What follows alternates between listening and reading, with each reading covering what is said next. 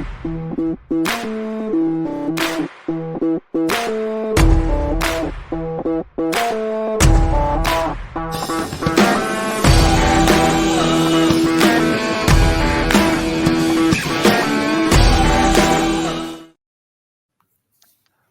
to another episode of Live from the Blue Seats. I'm your host, Rob, joined this week by the elder statesman, the Blue Seat blog's father himself is back. Dave, finally, after a long break, is on the show. Producer JL behind the mic. You'll be hearing from him as well on this week's show. And we are very excited to talk about the fact that the Rangers snapped a 4-game losing streak and have won their last 2. So that's good news, as is the return and not coincidental return, by the way, of Kaapo Kakko, with him coming back into the lineup, the Rangers winning a couple of games. We've got some fan questions as well. But Dave, welcome back. Good to hear your voice again after a few weeks off. I feel like you're the only guys that actually want to hear my voice at this point, so thank you. Yes, no doubt. JL, you have anything to say to Dave before we start here? Of course, JL has tons of shit to say to me. Shocker. Hold on. Hold on. Let's see what he's going to say. Hold on. What do you want me to do? Okay, this is what I was going to say. Welcome, old man. Welcome back to the program. It's nice to have you back on here, old sir. The program. You see, this would have been better had you been able to pull off a Grandpa Simpson reference. All right. I am disappointed, and I expect better. I know. You know what? Better. It didn't occur to me, but now that I think about it, I should have done that. You're literally putting Simpsons references in our group chat. I know. The time. I'm a big Simpsons guy. I know, David. Next time. Disappointing. That's like an old person show now, right? Like, do young people watch The Simpsons? I don't think so. No. I can't imagine young people watch The Simpsons. Mono means one, and rail means rail. Means rail. There's your filler. Even I know that one, and I'm not a huge great Simpsons. episode. I mean, I like it, but yeah, not as well versed. That episode, that had just come out. Oh God, I'm gonna fucking age myself. I went to Quebec. I took French in middle school and high school, and I took French because in 8th grade we went to Quebec. So that episode came out when I went to Quebec, and I was watching it in French in Quebec, and it was one of the funniest things I've ever seen, because Homer Simpson sounds like picture your stereotypical angry French guy. That's what Homer Simpson sounds like. And wow.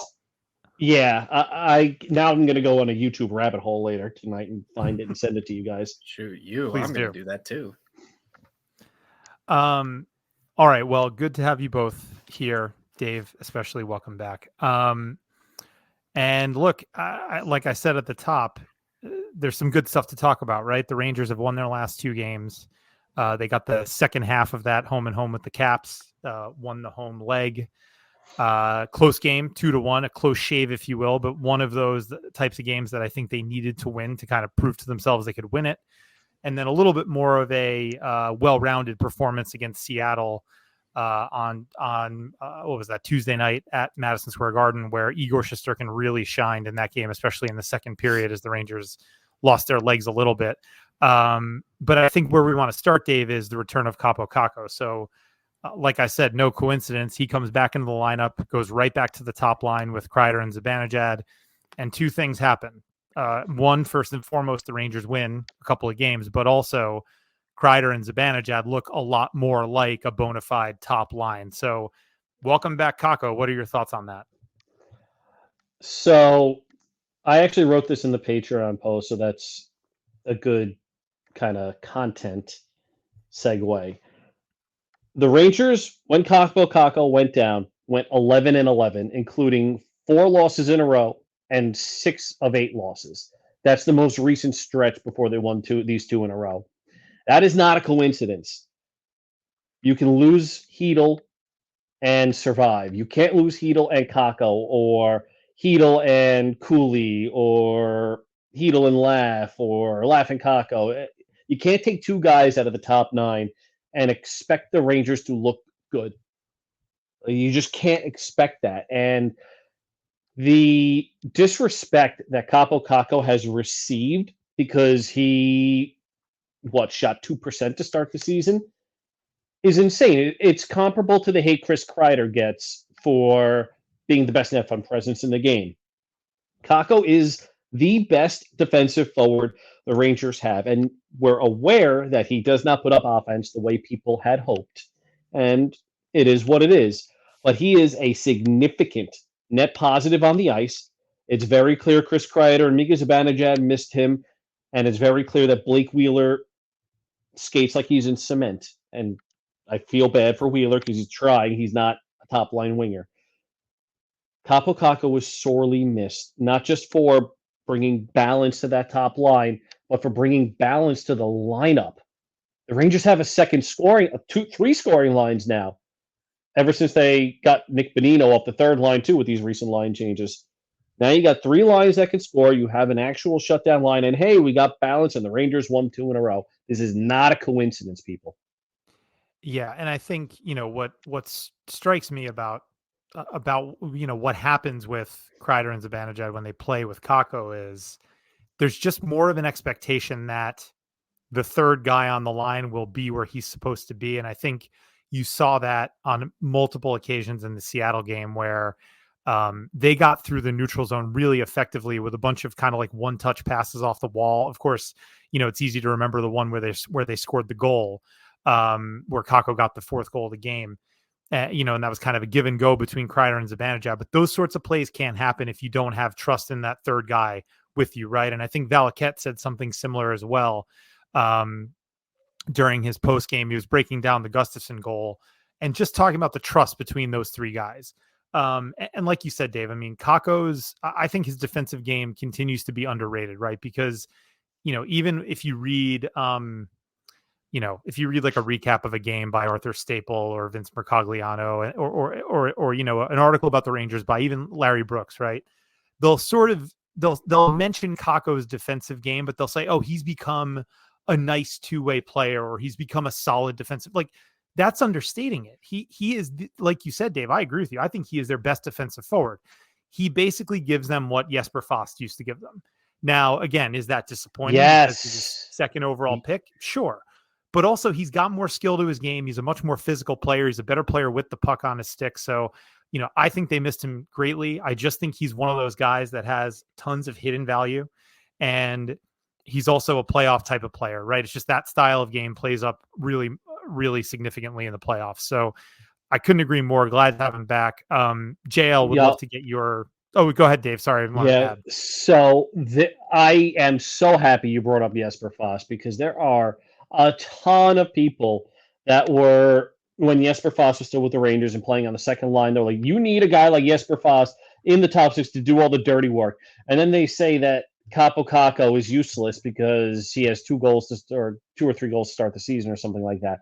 Like, do you not hear yourselves when you said Jesper Fast was amazing, but Kaapo Kakko is terrible? They're the same fucking player. Well, and I think the hope, right, is that Kakko will score more than Jesper Fast and that he will become, especially, look, he's still a young player. I know this is year 5 for him and it feels like you're waiting forever for this thing to happen, but, eventually, and we're not hoping for this day, but the current core will age out and Kakko and Lafreniere, who's been lights out this year, will get more power play time. The points will come, in that regard. And, they'll take over as core members of the team. Look, the other sort of unintended consequence of Kakko not being a score sheet stuffer is that he keeps his contract number down, which helps the Rangers right now. So, not that I want that to persist forever. I'd like to see him score 30 goals at some point, 35 goals at some point in his career. But for what he just provides so much value now. And, look, hopefully that line does score more because, Laviolette even said, he was aware. And this is why I think we all really enjoy having Peter Laviolette as the coach of this team. He knows the Kreider Zibanejad Kakko line was one of the best defensive lines in hockey. He knows that they were on the positive side of the ledger in terms of shots and scoring chances and even goals for and against, but there just wasn't enough consistent 5v5 production. So he felt he needed to change it up. And I don't think that that's an indefensible move by a coach looking for a little bit more scoring, especially early in the year. Hopefully the goals come in the second half of the year for sure. JL, I was going to get to you before. Any quick thoughts on Kakko from you? So outside of being stuck on a train for 2 hours and basically missing the first 2 periods of the Kraken Ranger game, I did get a chance to evaluate Kakko again, skating around the ice, and he did look very good. Jesper Foss is the perfect comparison for that. And you can just tell the way Kreider and Zibanejad look. They look way more engaged. The play style seems to fit them more in terms of just how Kakko goes about being on the ice. I love like I said, I love the Jesper Foss comparison because it's it really reminds me of when Fost and Zibanejad, not Fost and Panarin and Strome were on a line together. And, they kind of had that same sort of chemistry where, they were just able to hold the puck in their own zone and just kind of dominate. So it's nice to have him back. I don't like the fact that people are like, I guess the reason why people are kind of complaining about Kakko is because, when you see somebody put up, as a number 2 draft pick, you automatically think, oh, well, he's got to score 1 million goals. So, enough with the number 2 pick. It's been No, 5 years. but I know, not you. No, I know. It's just it's ridiculous. It's annoying because then, not every player is gonna kind of pan out the same. After a certain point, if they're not a generational talent, and this is no knock on Kakko or even Lafreniere in that aspect, but those guys are not like a McDavid. Those guys are not like a Matthews. Those guys, they're not generational, or even like a Bedard. They're still very skilled, very competent hockey players that, regardless of whether they score 50 in one season or not, still are competent to play hockey. And Lafreniere has shown that this year, and now Kakko is beginning to show it again. He just needs to shoot a little more. When he shoots more, he does what he did the other night, and he scores. So I ultimately, it's good to see him back. It's really nice to see him and not Blake Wheeler. And, I like Blake Wheeler, just not on the top line. So yeah. Well, yeah. And Blake Wheeler Blake Wheeler's game is going to, he scored 2 goals tonight. You're listening this Thursday. He scored 2 goals 2 nights ago on the third line because he's not a top line player. And now he's going to look great. Right. There you go. Early in the year again, and I remember us talking about this on the 3rd or 4th or whatever it was show of the year. Once the Rangers had about eight or so games under their belt, the way the lineup was constructed was pretty much perfect. With again, it was this top line: Kreider, Zibanejad, Kakko. Hedl was obviously centering the Panarin Lafreniere combination. But the third line was Cooley, Trocheck, and Wheeler. And again, yes, very kind of a similar scenario for different reasons, right? People were endlessly complaining about Blake Wheeler. And it was like, guys, like that line was actually doing really well. Again, they were above 50% in terms of expected goals and shot attempts and stuff like that. So that's really all you want from a third line. And then, the way Trocheck was trending or is trending, he probably would have helped that line score. Cooley got a goal in the second game of the year against Columbus. So, look, I think that's what you're looking for. And look, with the injuries and obviously the uncertain status of Hedl, there's certainly a move to potentially to be made to bolster the bottom 6, bolster the third line specifically, so that it can be a consistent scoring threat. Because look, I like Johnny Brodzinski. Is he a long-term option as an NHLer as a third line center? Probably not. Again, we've talked about this. He's more of a fill-in guy. You can trust him to play 15, 20 games, but you don't want him playing 70 games plus playoffs, which is what he's on track to do right now. No, look, I think obviously though, with Kakko coming back, very positive signs all around. I think the team played a much better brand of hockey the last 2 games. And the other headline from the Kraken win, of course, was the play of Igor Shesterkin, who, he was good in the Caps game as well to win the 2-1 win. But he didn't have to do that much in terms of hard work. The Caps aren't a very good offensive team. And he didn't face too many, crazy high danger chances. The Kraken did get quite a few good looks, especially in the second period, and Igor shut him down. So that was that was certainly nice to see. Anything else from their game, Dave, in your eyes that has turned a corner here? Or is this just a simple case of finally they had some shots go in and they got some saves from the goalie?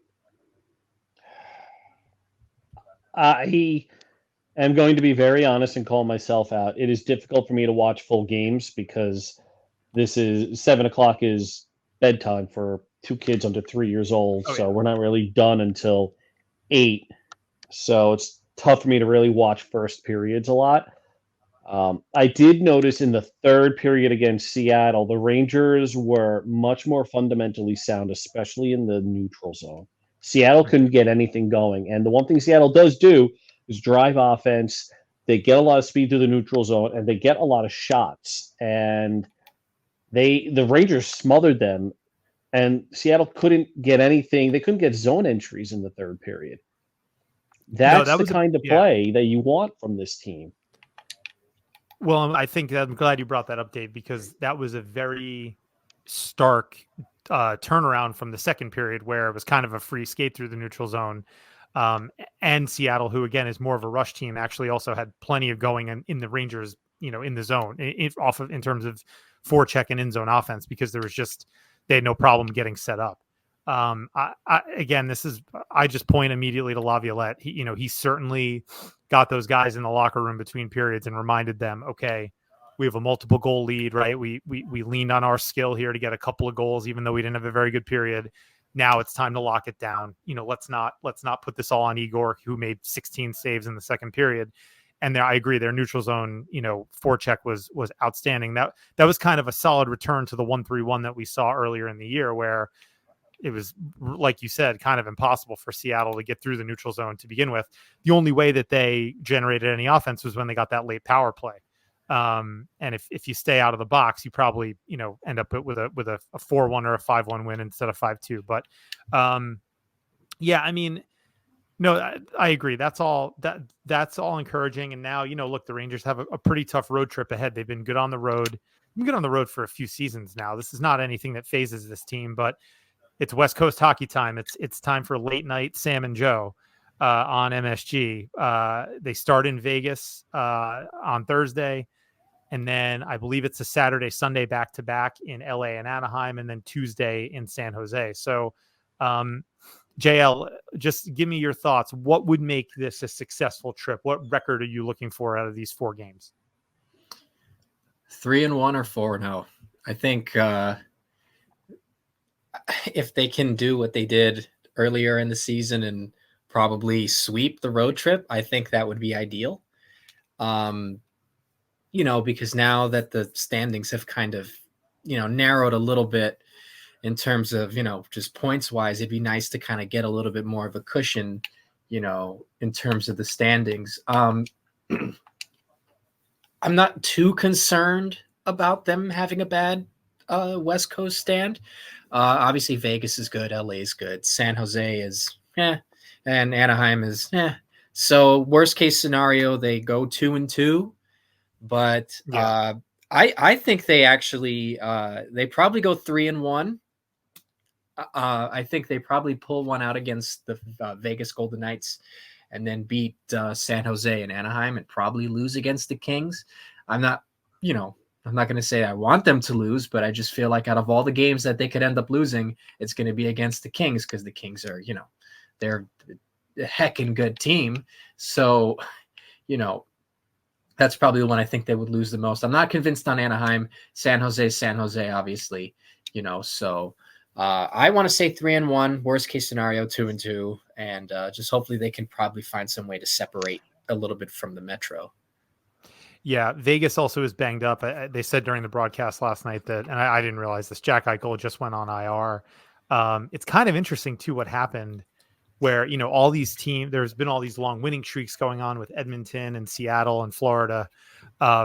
All of the other teams that were kind of at the top of the league previously, the Rangers, the Kings, the Golden Knights, Boston's leveled off. Those teams kind of have leveled off or worse. I mean, I think Vegas, I think I saw they were like 2-6-2 in their last 10. So yeah, I mean, I would agree with you, JL. I think that's a game the Rangers can potentially get. And then, yeah, you'd like to obviously sweep the back-to-back in California, or in Southern California, I should say, with LA and Anaheim. Anaheim's obviously the weaker team, and you got to take care of business against San Jose, who is I think they've had 2 losing streaks of 10 or more games this season. So they had that little spurt in the middle there where they kind of turned their game around, and were very competitive against the Rangers. They beat the Devils.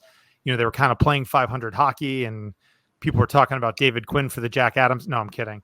Oh God, But, Rangers world would disintegrate if Quinn ever man. got Jack Adams consideration. I mean, oh my they were God. like fives. They were like 5-6-1, and people were like, "Oh, the Sharks are figuring it out." No, look, we know they're a bad team. We Yeah, know they're right. rebuilding, and we're probably talking about them more in terms of potential trades down the road. But yeah, I mean, look, I do think it's an important stretch of games here, and the other thing that's looming is the bye week and the All-Star break. There's only a few weeks to that, so you want to finish strong going into that. You'd like to expand the lead in the Metro, but something tells me it's going to be a tight race. Carolina seems to be Carolina again, and the Flyers are very surprising too. The Flyers are in it, and the Devils, who we thought would be that third team, in the mix with the Rangers and Carolina, they're on the outside looking in currently. So, the Devils have had more injuries than the Rangers right now. Yes, they have. No, that's true, and I'm not. I think we have to be fair to the team that we tend to dislike the most around here. They have had a ton of injuries. Fuck that Maybe team. we don't. No, fuck that They team. wouldn't be fair. They wouldn't be fair to us. Well, No. it's funny. You guys were talking earlier about the Kaapo Kakko discourse, and frankly, the reason it is the way it is because Jack Hughes was picked before him.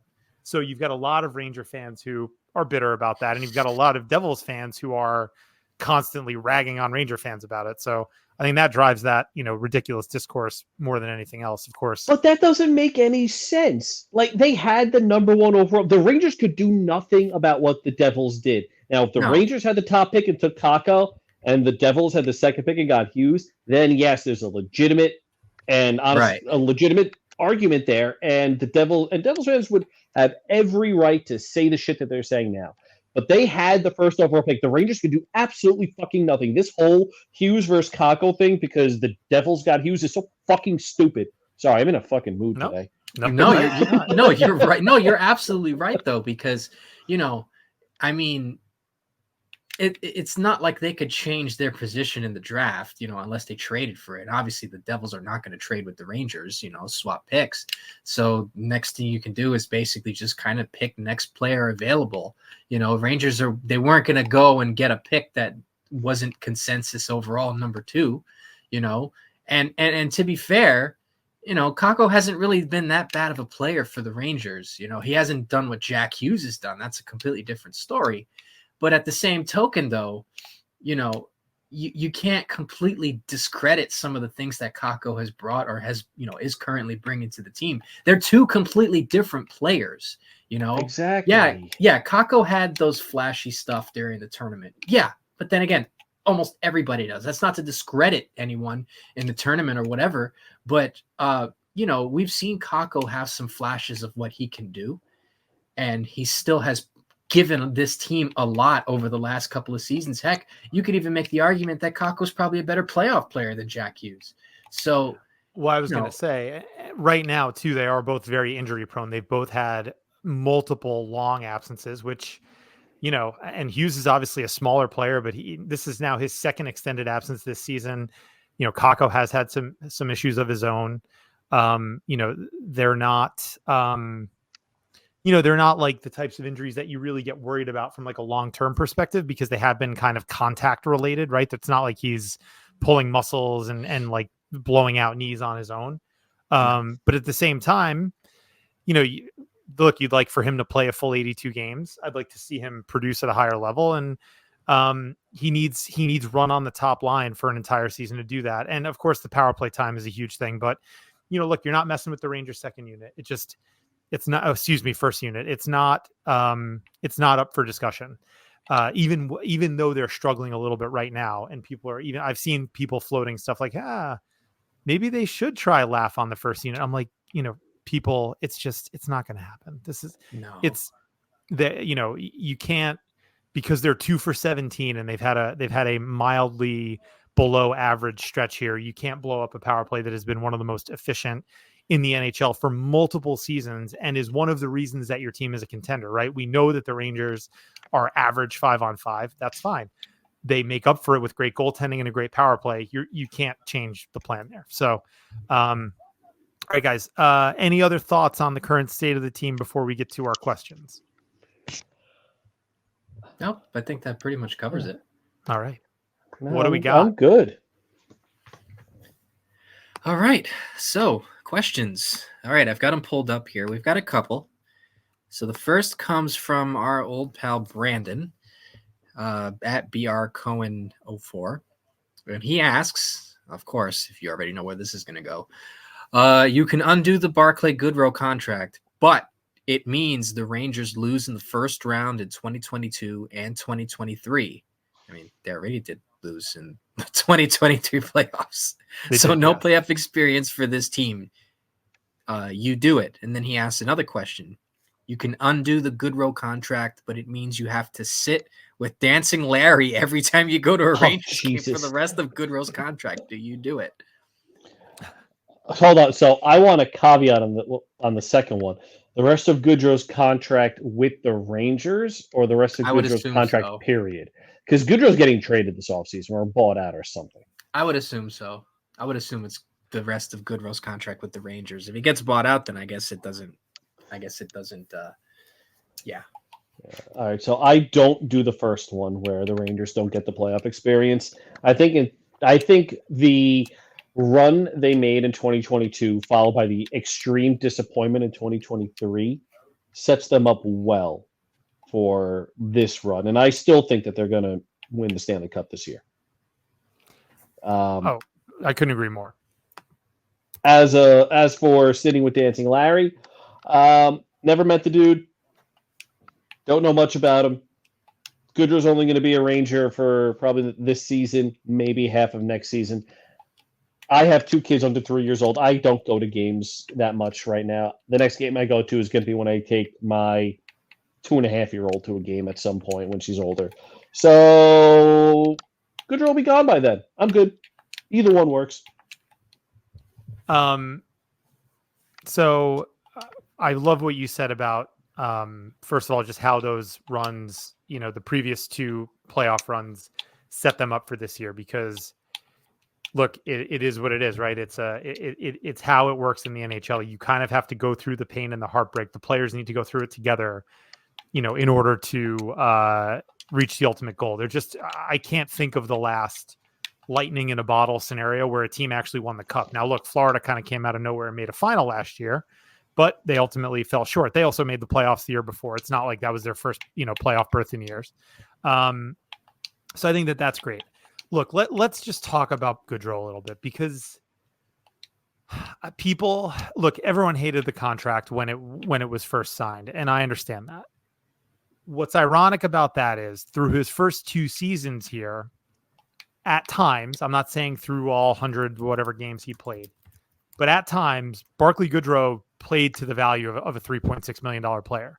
Now, look, is some of that juiced by the fact that he was playing with some top line or second line minutes and scoring a little bit more than usual? Sure. But look, The Athletic, which does some great, obviously, great in-depth work. I remember this vividly. I think this was last year. They did a post about, where they just ranked every player. They kind of have that player tiers project, and they go division by division. They rank every single player, and they give you a little bit of a blurb about them. They give you some analytics, and one of the data points they give you is contract value, and the cap hit versus the value provided, basically. And I remember clicking on Barclay Goodrow, and he was playing to the value, or maybe like $100,000, like a 0.1 million above his cap hit in terms of value, because his metrics were fine. He was scoring enough. He's a penalty killer, all that stuff. So, it's not like he has been a total black hole for 3 seasons now. Has he been bad this season? Absolutely. And I think that there's multiple reasons for that. I think one, he's probably not a great fit in the system for whatever reason. And I think that Laviolette definitely has a view on him that is much different from Gerard Gallant and even John Cooper, the way John Cooper viewed him. I think he views him as a purely defensive winger. I don't think he wants him playing center in an ideal world.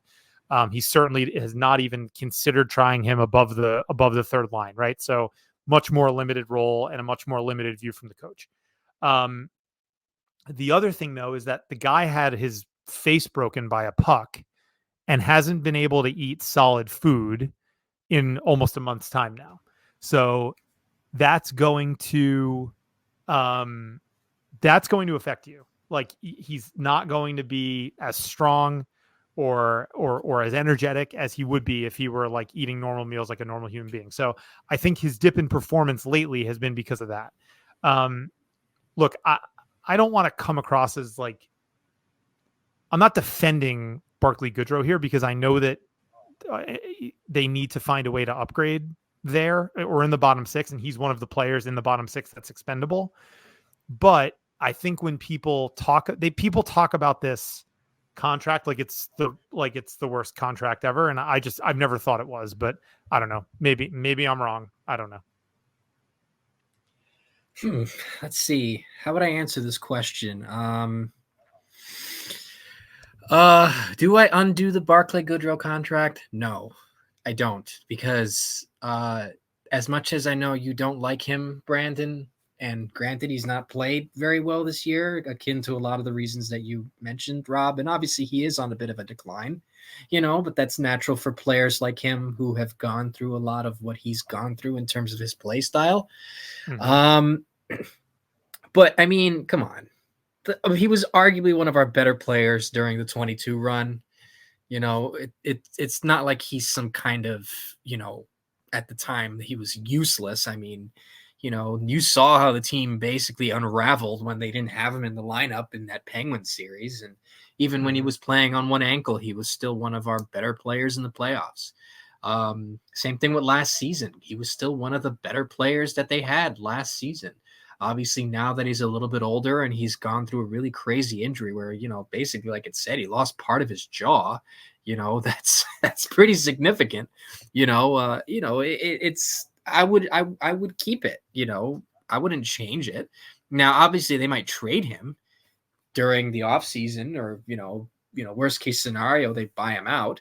But at the end of the day, he was still a really good contributor. So I'm not going to do it. And also, you can undo the Goodrow contract, but it means you have to sit with Dancing Larry every time you go to a Rangers game for the rest of Goodrow's contract. I've sat next to Dancing Larry before. He's not as annoying as you think he is. I mean, granted, a lot of people don't like the guy and he can get a little bit much, but I mean, what makes him different than any other crazed Ranger fan from Long Island out there? I mean, it's great point. Or like any fan from like New Jersey or any fan from like Manhattan. He's just as loud and crazy as the rest of us, and he gets paid to go and dance. So I'd keep the Goodrow contract and I would sit with Dancing Larry. So there you go. There's that. So, nice. All right. Next question comes from Immortal Lou 30, and this one is a pretty actually it's an interesting question because I've never actually thought of this before. Which name do you prefer for the second line? French bread pizza or BLT bread laugh Trocheck? Well, if those are the two choices, I'll go BLT. The playoff BLT is better for me than French bread pizza. Mm-hmm. I also the naming lines thing. I get it. And look, I'll say this line has gotten to a point where it probably deserves a name because it's been together long enough and they're playing well enough, but it just feels like obviously, this used to be an organic thing. And now it's like, you've got literally the beat writers like being like, hey, what should we call this line? It's just very bizarre. Like, I don't know. Maybe this probably makes me sound like a miserable crotchety old man. And I apologize for that, but like, we don't have to name every line. Like they can just be us. They can just be a line, a great line. Like the gag, like nothing's, and this is the thing too, like, and I was not even alive during the time, right? But I obviously have much respect for my elders and the history of the team. And neither was I, JL. Nothing's going to beat the gag line. Nothing's going to beat Nothing's that. Going to beat that. Nothing's going to beat that. That's the best name for a game, for a line in hockey ever. And I know that, I know there was the Crash line in Detroit, and I know there was the Legion of Doom in Philly, and there were some cool names, no doubt. But, and by the way, all those were, made up before people got on Twitter and voted about it. And again, I'm sorry, Lou, like I totally get it. And we're just having fun here, but I'm not a big, like, name the line guy. So you're probably asking the wrong person, at least from my perspective. So do you not like the fly line? Fleury, Lindros, York. That was good. That was good. Sure, it was good. Again, too, I just find it weird. Like, how did that name come up? Right. So that there was no They were Twitter back then. flying.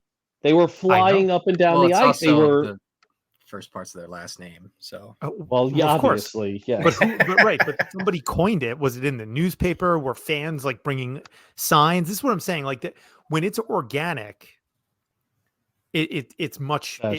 much more endearing. And and that's the thing, right? Like there is no. It can happen, right? I'm not saying that like nothing organic happens now because of social media. That's not the case.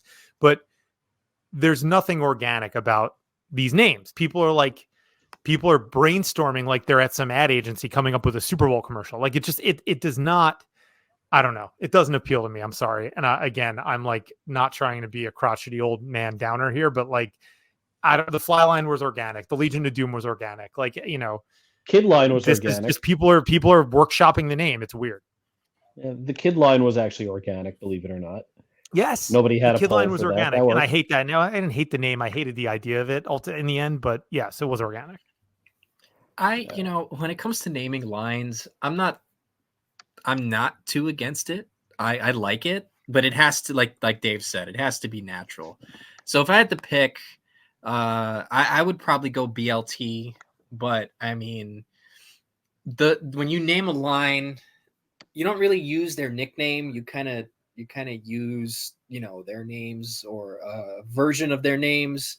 I'm not really a big fan of using nicknames in the line. I get what you're trying to do there, Lou, which I like.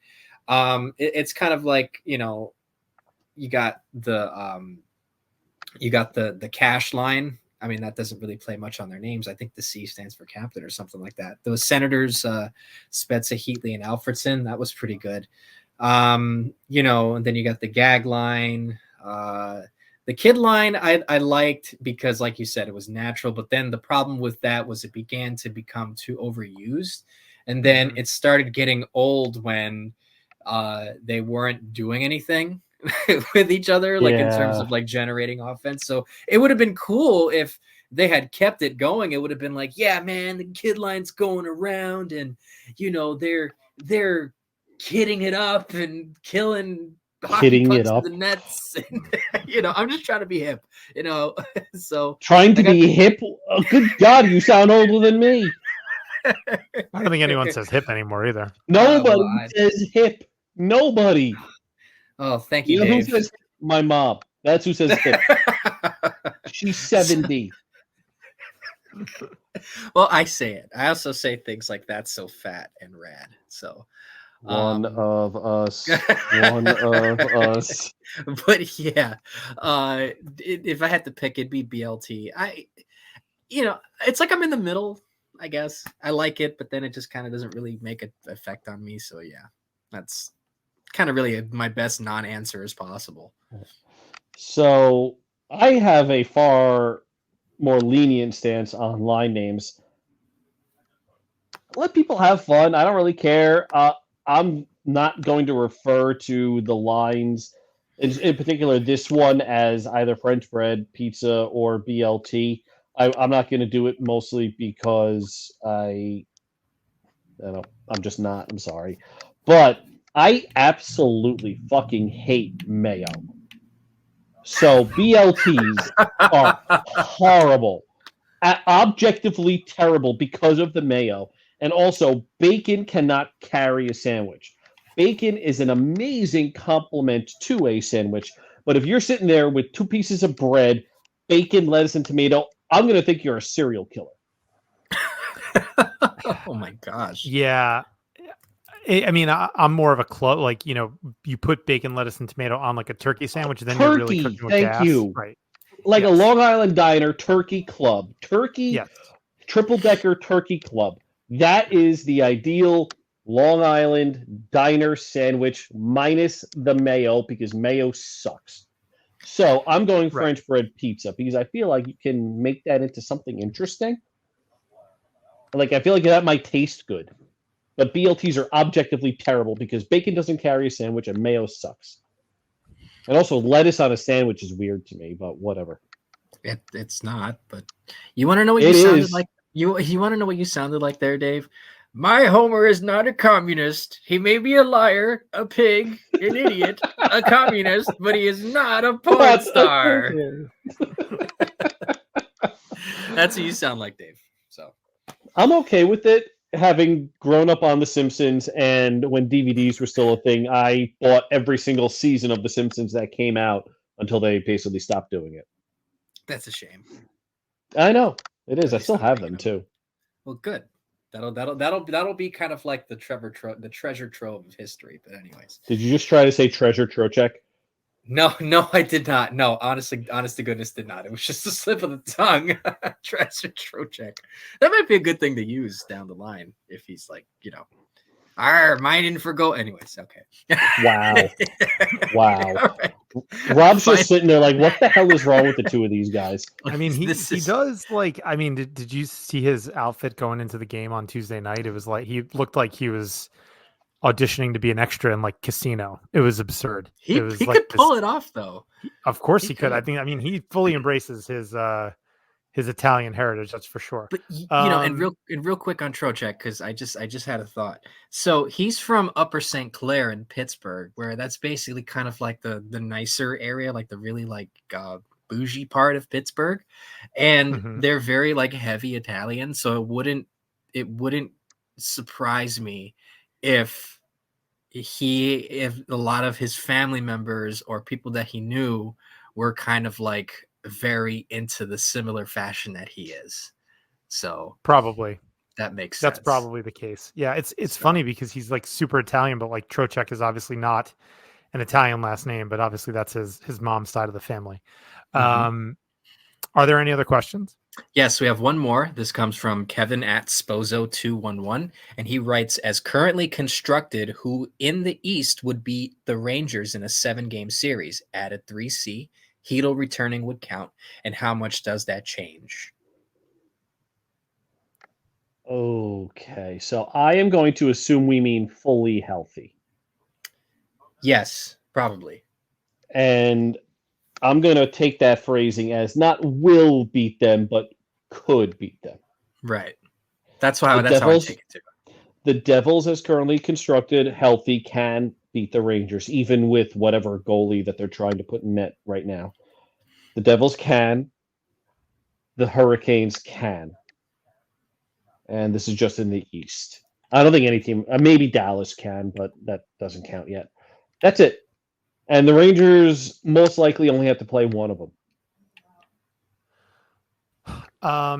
I will. That's true. And I was actually thinking about this the other day.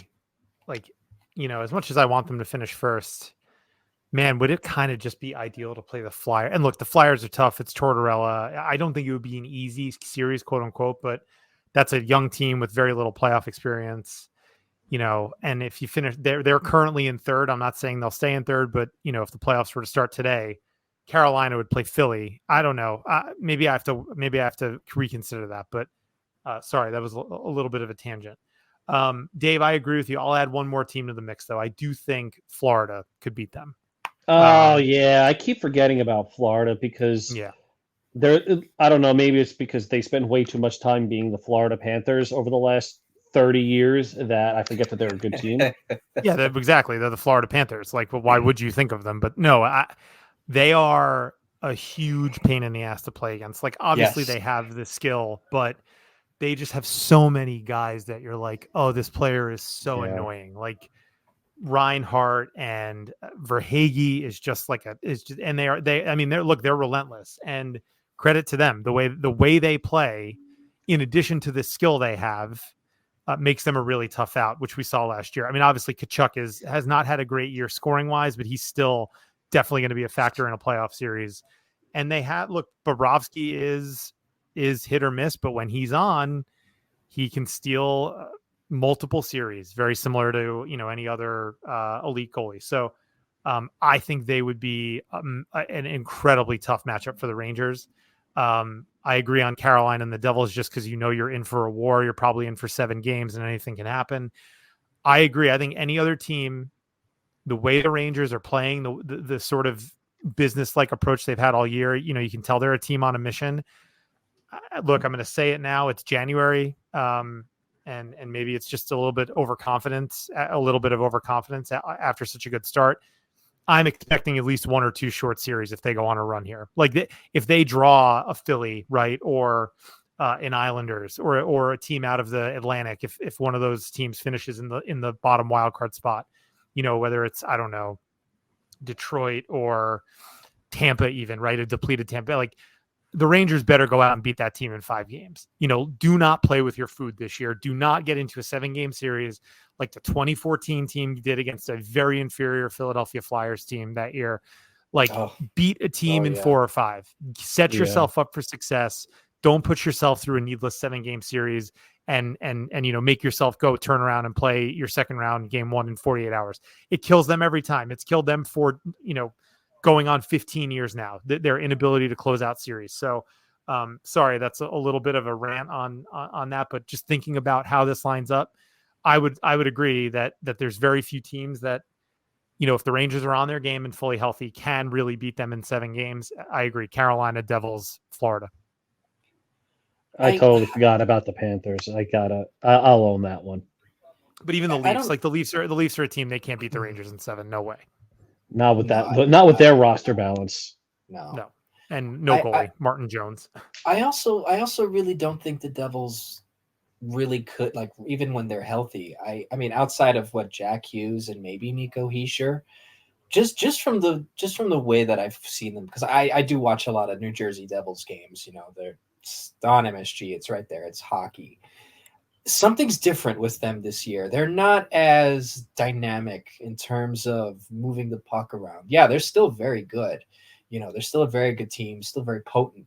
But I think with the way that the Rangers play and the way that they adjust, I think that if they were to match up with the Devils somehow, I think it would be a really good series. And I think the Rangers could beat them. I just don't see it. Maybe I'm wrong. Maybe this is why I'm not a scout or a GM or anything like that. But I think you're totally right, Jay. I mean, they have not been as good this year, the Devils, and we talked about it a little bit with Brunette leaving. We know Lindy Ruff is not a great coach. They have tons of talent, but they can't keep the puck out of the net, and I think that starts to play with your confidence as an offensive team. Right, you're not going to take as many chances. You're not going to be as aggressive on the rush if your goalie can't stop the puck. So that's a good point. Yeah, and I think in terms of the goalie, it's basically the same 2 guys. They're still running Vanacek, they're still running Akira Schmid, and if they somehow manage to match up again and they don't trade for a goaltender from here until the trade deadline, I can see Carolina doing it. I can see the Panthers doing it. The Panthers is a good point because during their game at the end of last year, they were doing the same thing the Capitals were doing in terms of being very aggressive on the power play, or the Ranger power play, the other team was. So Florida was very aggressive on the Rangers on their penalty kill, and the Rangers weren't really able to settle in. Yeah, so I see Washington doing the same thing, but Washington's like way more inferior, but they employ a similar tactic. So Carolina, Florida, Dallas, Vegas, maybe Boston. Those teams I really see beating the Rangers. I don't see the Devils beating the Rangers because, I personally think the reason why the Rangers lost that series was because of the lack of instruction by Gerard Gallant. Granted, the team also just didn't show up, but I think just with a little kick in the rear end, I think, with a guy like Laviolette, they'll be okay. So, yeah, I agree with most of that stuff. And instead of the Devils, I'm not very high on them this year. And I want to be clear, they can, doesn't mean they will. I want to be very clear to people. No, I don't even think they will. They're probably going to run with this and be like, oh, they said that the Devils will beat them. No, we're not saying that. They can. They're certainly capable of it. So are the Carolina Panthers. So are the Carolina Panthers. Holy shit. I need to go to sleep. Wow. Carolina Hurricanes and Florida Panthers. They can. They're fully capable of it, especially, I want to say the Panthers. I forgot. Oh, my Jesus. Bobrovsky's having a good season. But I still think the Rangers are the best team in the NHL, and very few, if any, teams will beat them in a 7-game series. But the Rangers, like Rob said, have to actually close out a series in 5 or 6. Yeah, or sweep no a team kidding. or something. Mhm. If the Rangers get the Flyers, they have to sweep them or win in 5. Mm-hmm. Yeah, no doubt. And that's what I'm looking at, right? You have a team trending towards the number 1 seed, potentially the number 1 overall seed in the conference, potentially in you know, obviously the President's Trophy is still there to be won as well. You know, you're going to probably have home ice. You're going to, in theory, at least face an inferior opponent in round 1. You know, after that, look, with the divisional format and all that, it's a gauntlet, and you're going to have to earn it. But you need a short series. You got to figure out. Look, even if that is when you really ask Igor to stand on his head and he's got to have a couple of 40 save performances, whatever it takes. But you can't go to 7 games against some of these teams. So, no, great question by Kevin. You know, he always contributes when we call out for questions. So thanks for that. That's it, JL. Nothing else. Yep, that's it. Awesome. Guys, any final thoughts as we head into a week plus of West Coast hockey? I hope you all enjoy those West Coast games. I will be asleep for most of puck drop. For most of those games, getting to puck drop, I will be asleep. I just can't do it. I will be Yeah. wide Enjoy. awake. Oh, I'll be up. I'm a sicko. I'll stay up. Yeah, me too. You know, there's what's weird about the West Coast thing to me is that, at least for me, there's such a difference between a 10 o'clock start and a 10:30. Like a 10:30 is so late. And you're just like, man, like it's only the second period and it's like 12:15 a.m. And you're like, what is going on? Like, at least with a 10 o'clock start, like the first is over at a reasonable hour. And if you want to like watch the second and third in bed, you can kind of get yourself ready for bed and into bed at a decent hour and watch the end of the game. But it's like a 10:30 start is just, it seems so much later, even though it's not. So that's my weird take on West Coast hockey. No, look, we'll be watching, we'll be talking about it. And yeah, good to see the Rangers get back on track. Great to have Kaapo Kakko back. Want to thank you all for listening. As a reminder, we are available on Apple and Spotify, but also now on YouTube. JL has set up a YouTube channel. We're hoping to do some exciting things, you know, maybe potentially with video a little bit later this season. So stay tuned for that. Yes, And, working on it. Yes, sir. Yes. Yeah, no, we'll have more for everybody on that in a little bit here. So thanks everyone for listening, and we'll talk to you next week.